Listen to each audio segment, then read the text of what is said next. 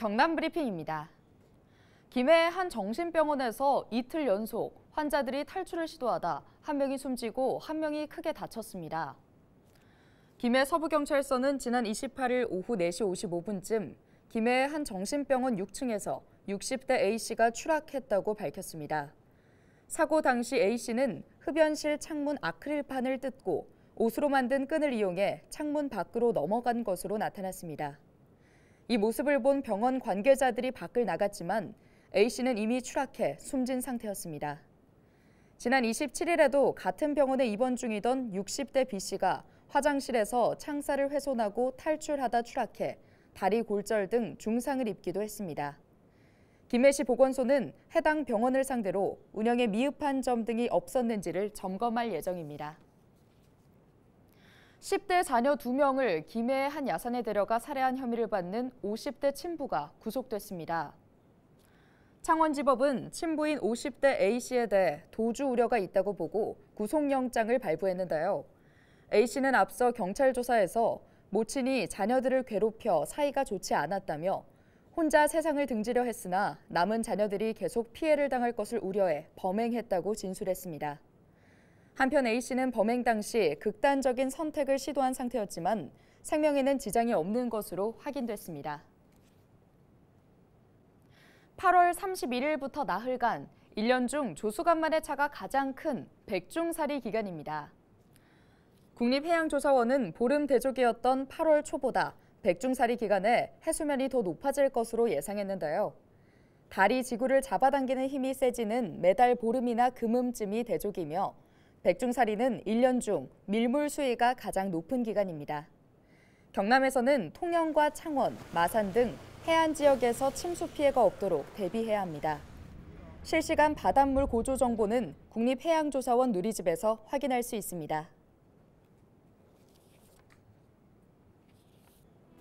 내년부터 군병사의 월급이 대폭 인상됩니다.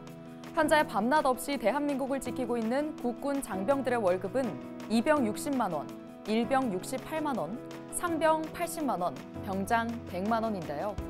월급이 인상되면 병장 월급은 처음으로 100만 원을 넘어선 125만 원이 지급될 예정이고 제대 후에 받을 수 있는 내일 준비 지원금도 월 최대 30만 원에서 40만 원으로 인상됩니다. 이렇게 월급이 오르는 것은 정부가 예산을 확대했기 때문입니다. 국방부에 따르면 정부는 2024년도 국방 예산을 2023년 본 예산 대비 4.5% 증가한 59조 5,885억 원으로 편성해 9월 1일 국회에 제출할 예정인데요. 또 윤석열 대통령은 공급 확대와 함께 더위와 추위를 조금이나마 덜 수 있도록 얼음 정수기 15,000개와 플리스형 스웨터를 전 장병에게 보급할 것이라고 밝혔습니다.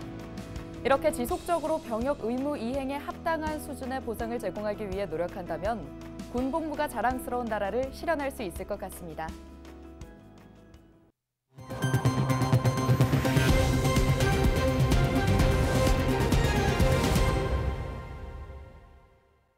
추석 명절을 맞아 9월 김해사랑 상품권 발행 규모가 130억 원으로 30% 확대 발행됩니다. 김해사랑 상품권은 매달 첫 번째 평일 오전 11시와 오후 2시에 7% 할인된 금액으로 구매할 수 있으며 1인당 구매 한도는 30만 원, 보유 한도는 150만 원입니다. 상품권은 김해 지역 2만 3천여 개에 달하는 가맹점에서 사용할 수 있습니다. 9월을 맞아 김해 화포천 습지 생태공원 일원에서 다양한 프로그램이 진행됩니다. 9월 6일부터 21일까지는 환경 지표종인 늪 반딧불이를 관찰하고 습지의 밤 풍경을 체험하는 가족 참여형 프로그램이 운영되는데요. 또 가을 화포천을 감상하고 곤충과 새, 야생화를 탐구해 SNS에 영상으로 홍보하는 생태보고, 아우르고, 흐르고도 마련됩니다. 이외에도 가을 채소 심기와 논 잡초 제거, 가족 허수아비 만들기 등 다양한 체험도 펼쳐집니다.